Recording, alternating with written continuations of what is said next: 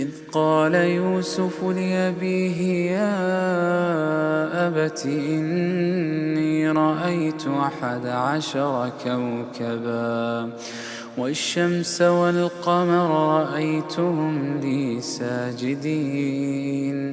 قال يا بني لا تقصص رؤياك على إخوتك فيكيدوا لك كيدا إن الشيطان للإنسان عدو مبين. وكذلك يجتبيك ربك ويعلمك من تأويل الأحاديث ويتم نعمته عليك وعلى آل يعقوب كما أتمها على أبويك من قبل إبراهيم وإسحاق